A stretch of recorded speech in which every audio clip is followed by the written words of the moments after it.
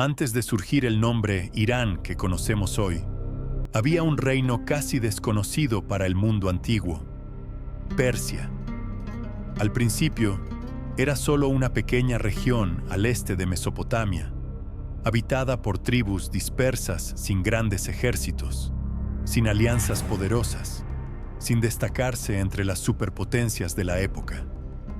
En esos días, quien gobernaba el mundo con mano de hierro era Babilonia. Nabucodonosor se había establecido como el mayor monarca de su tiempo.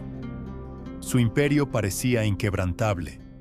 Los judíos cautivos en tierra extraña veían a los dioses babilónicos siendo exaltados, mientras el templo de Jerusalén permanecía en ruinas.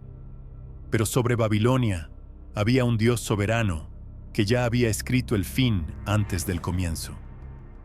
Mientras Persia crecía silenciosamente en las montañas del Planalto iraniano, Dios ya susurraba a sus profetas lo que estaba por suceder. Mucho antes de la ascensión de Ciro, el profeta Isaías, hace aproximadamente 150 años, anunció algo que parecía imposible. Así dice el Señor a su ungido, a Ciro, a quien tomo por su mano derecha para someter las naciones ante él. En ese momento, nadie conocía a Ciro, ni siquiera había nacido. Pero el Dios que moldea reyes e imperios ya había nombrado al próximo gran instrumento de su plan. Persia, invisible a los ojos de los poderosos, ya estaba siendo preparada para cambiar el destino del pueblo de Israel. Mientras Babilonia celebraba, adorando sus ídolos de oro y proclamando su invencibilidad, el pequeño reino persa comenzaba a unir fuerzas con los medos. Juntos, los dos pueblos formarían lo que el mundo llamaría de Imperio Medo-Persa, y lo que el cielo ya había registrado en las visiones de Daniel. La historia de Persia en la Biblia no comienza con guerras o batallas, sino en el corazón profético de Dios, revelando a su pueblo que ningún imperio de este mundo se levanta o cae sin que Él lo permita. En medio del exilio en Babilonia, mientras el pueblo de Israel lloraba junto a los ríos, ansiando el regreso a su tierra prometida, Dios concedió al profeta Daniel visiones que trascenderían siglos. Estas visiones no hablaban solo del presente de Daniel, sino del futuro de los grandes imperios que aún surgirían. Cierta noche, Daniel fue arrebatado en espíritu y vio algo impresionante: un carnero frente al río Guay con 2 cuernos, uno más alto que el otro, que creció después. El carnero representaba el imperio medo-persa. Los 2 cuernos simbolizaban la unión de 2 reinos distintos, los medos y los persas. El cuerno más alto que creció por último era Persia, que se sobresaldría en la alianza, liderando la expansión militar que sacudiría el mundo. La interpretación vino del propio cielo. El ángel Gabriel fue enviado para explicar: el carnero con 2 cuernos que viste son los reyes de Media y Persia. Esta profecía no solo anticipaba la ascensión de Persia, sino que ya describía con exactitud sus conquistas, sus objetivos y su fuerza incontrolable. El carnero avanzaba hacia el oeste contra Babilonia, hacia el norte contra Lidia y hacia el sur contra Egipto. Cada campaña militar de Persia fue un cumplimiento literal de la visión profética. El escenario político parecía caótico a los ojos humanos, pero en el trono celestial, el Señor organizaba cada pieza. No sería Nabucodonosor, ni Belsasar, ni los dioses caldeos quienes frustrarían el plan divino que ya estaba en movimiento. Y como si la precisión de la visión de Daniel no bastara, Dios aún mostraría el momento exacto en que Babilonia caería. En la noche en que Belsasar profanó los utensilios sagrados del templo, usándolos en banquetes idólatras, una mano invisible escribió en la pared: Mene, Mene, Tekel y Parsín. Te pesaste en la balanza y fuiste hallado en falta. En aquella misma noche, los ejércitos medo-persas, liderados por Ciro, invadieron Babilonia sin resistencia.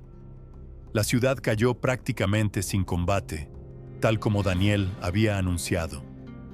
El tiempo de Babilonia terminaba y el tiempo de Persia comenzaba, exactamente como Dios había determinado. Entre todos los reyes poderosos que surgieron en la historia de los imperios antiguos, pocos tuvieron su vida descrita con tanta antecedencia y precisión como Ciro el Grande. Cuando aún no había nacido, Dios ya había mencionado su nombre, su llamado y su misión.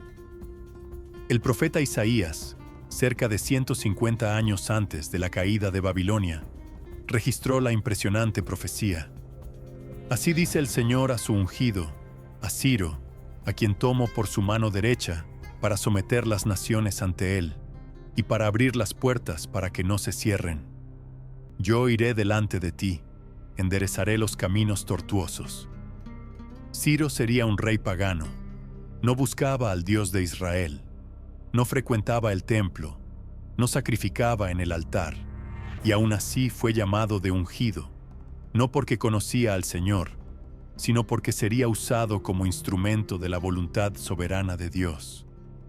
Cuando Babilonia cayó, Ciro no solo liberó a los judíos del exilio, sino que firmó un decreto extraordinario. Así dice Ciro, rey de Persia: El Señor, el Dios de los cielos, me ha dado todos los reinos de la tierra y me ha encargado que le edifique una casa en Jerusalén. ¿Quién hay entre vosotros de todo su pueblo que suba a Jerusalén? El Dios que permitió el cautiverio ahora movía a un rey extranjero para ordenar la restauración. No fue por fuerza humana ni por mérito político, sino por el favor del Señor que las puertas de Babilonia se abrieron, el camino de vuelta a Sión estaba libre y el templo, que había sido reducido a ruinas, comenzó a ser reconstruido. Las lágrimas del exilio se transformaron en cánticos de alegría. Ciro es el ejemplo vivo de que incluso los reinos más poderosos de este mundo son servidores inconscientes del Dios Altísimo. Incluso aquellos que no lo conocen cumplen su plan cuando Él lo ordena. La ascensión de Persia no fue accidental. Era parte de una secuencia precisa de eventos determinados por Dios desde el principio. Mientras los hombres libraban batallas, negociaban alianzas y celebraban victorias, el cielo regía la historia con perfección absoluta. Incluso después del regreso de muchos judíos a Jerusalén, aún había un gran número esparcido por todo el vasto territorio persa, y su historia estaba lejos de terminar. Durante el reinado de Xerxes, llamado en la Biblia de Asuero, el escenario espiritual se volvió nuevamente sombrío, no a través de un ejército, sino de una conspiración interna arquitectada en los pasillos del propio palacio. Entre los consejeros más influyentes del rey se alzó Hamán, un descendiente de los amalequitas, el antiguo enemigo de Israel. Alimentado por un odio ancestral, Hamán no solo despreciaba al pueblo judío, sino que decidió exterminarlos completamente. Su ira creció cuando Mardoqueo, un judío que servía en la corte, se negaba a inclinarse ante él. Humillado públicamente, Hamán buscó no solo vengarse de Mardoqueo, sino erradicar toda la linaje judía del imperio. Con astucia, Hamán convenció al rey a firmar un decreto letal. Existe un pueblo esparcido entre todos los pueblos, cuyas leyes son diferentes de las de todos los otros pueblos, y que no cumple las leyes del rey. Por eso no conviene al rey tolerarlos. Se marcó una fecha específica. En un solo día, todos los judíos serían muertos, saqueados y eliminados. Era otra intentona directa de las fuerzas de las tinieblas para destruir la linaje de donde vendría el Mesías prometido. Pero en medio de la corte persa, Dios ya había posicionado una pieza crucial: Ester. Órfana, criada por su primo Mardoqueo, Ester había sido llevada al palacio años antes, cuando el rey buscaba una nueva reina. Su belleza la llevó hasta el trono, pero ahora su fe la colocaba frente a la decisión más difícil de su vida.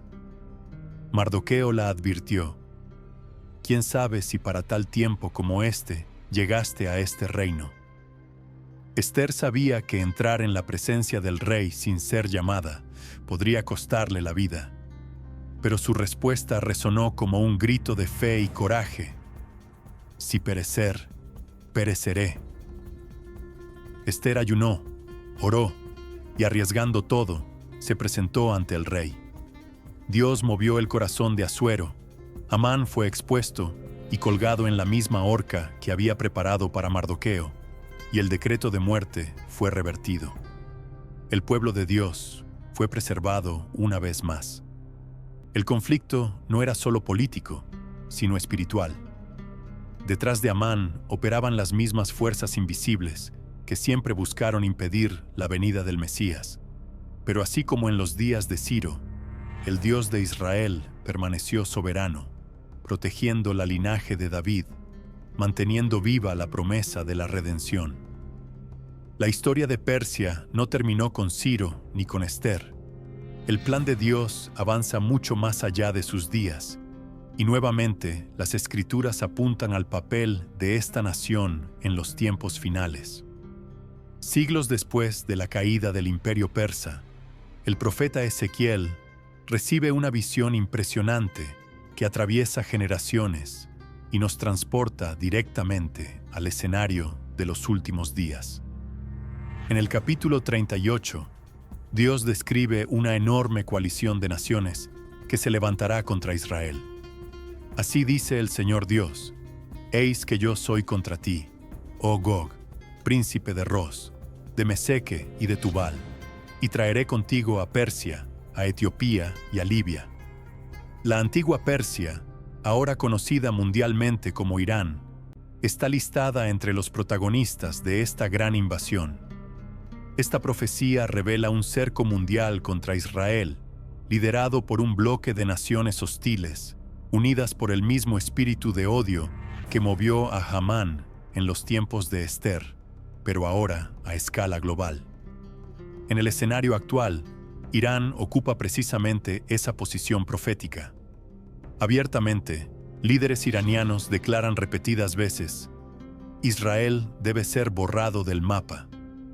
En los bastidores, Irán alimenta guerras indirectas, financiando grupos terroristas como el Hezbollah en Líbano, el Hamas en la Franja de Gaza y otras milicias en Oriente Medio, armando, entrenando y preparando ataques contra el pueblo judío, manteniendo viva una hostilidad milenaria que resurge con nueva intensidad. No es coincidencia.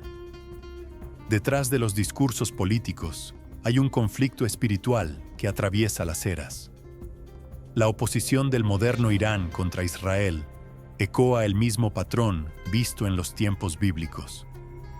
La resistencia contra el pueblo elegido, el deseo de exterminar la linaje de la promesa y el intento siempre frustrado de desafiar al Dios de Israel. Pero Ezequiel no solo prevé el cerco, sino que revela el desenlace. En aquel día, cuando Gog venga contra la tierra de Israel, habrá un gran temblor sobre la tierra de Israel. Llamaré la espada contra él en todos mis montes, dice el Señor Dios. El propio Dios intervenirá. El cerco se convertirá en el escenario de su gloria. Ninguna alianza militar, ninguna arma nuclear, ningún ejército terrestre podrá resistir al brazo extendido del Señor. Así como derribó a Babilonia, como silenció a Amán en Persia, como movió el corazón de Ciro, Dios será el mismo que protegerá a su pueblo al final de los tiempos. Como dice el profeta Isaías: «No temas, porque yo soy contigo. No te asombres, porque yo soy tu Dios. Yo te fortalezco, y te ayudo, y te sostengo con la diestra de mi justicia». La historia continúa siendo escrita, pero el final ya ha sido revelado. El Señor vencerá. Hoy, mientras vemos a Irán fortalecer alianzas militares, amenazar a Israel y preparar sus arsenales, muchos miran solo la geopolítica. Pero quienes leen las Escrituras saben que detrás de la guerra visible hay un conflicto espiritual invisible que ya fue descrito con detalles milenarios atrás. Y aún así, para los que confían en el Señor, no hay miedo, pues el Dios que preservó a Israel en Babilonia, que derribó a Hamán en Persia, que movió el corazón de Ciro, será el mismo que protegerá a su pueblo al final de los tiempos. La historia de Irán en la Biblia no es solo un relato antiguo, es una advertencia solemne de que las profecías están vivas. El plan eterno sigue cumpliéndose y el reloj profético sigue avanzando.